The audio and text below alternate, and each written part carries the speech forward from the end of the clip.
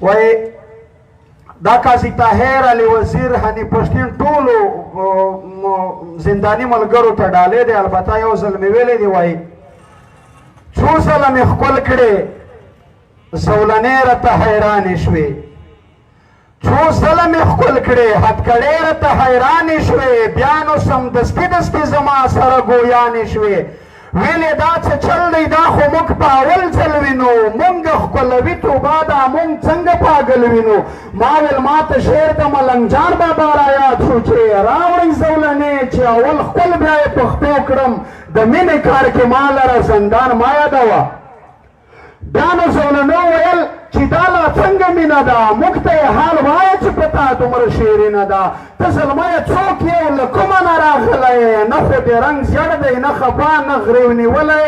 دا د بحرین جیل دی، دلته هر قسم سړي راځي، دلته بنګالیان هندوان عرب او پنجابي راځي. موږ یې په لسو کې و عالم د دنیا ځي راځي، دلته خو اکثر ژاړي پریشان وي چې زلمي راځي. ستا خو حوصله بیخي د غره غوندې اوچته ده، نه دې شونډې وچې دي او نه دې څېره تته ده. بیا بس نو زولنو رانه شروع دغه سوالونه وو، ګیر چاپېر لمانت او پنجرې و زنځیرونه وو.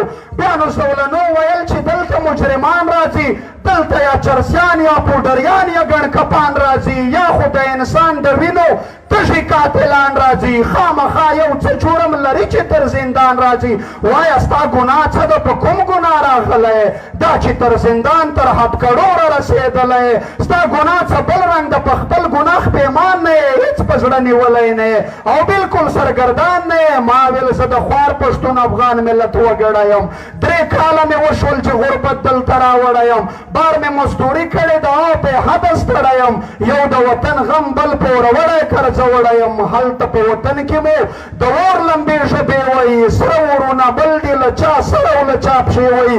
هلته له 40 کالو سرې وینې روانې دي او د پښتون وینې دي له هر شي نه ارزانې دي.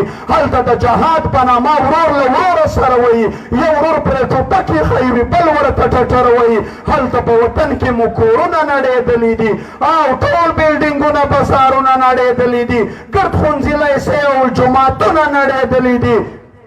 زموږ په پښتونخوا کې په زرهاوو میندې بورې شوې، ډېرې خویندې ورارې ناوې کونډې شوې سره تورې شوې او بچیان مو ګرځي په یو بل در کې خیرات غواړي.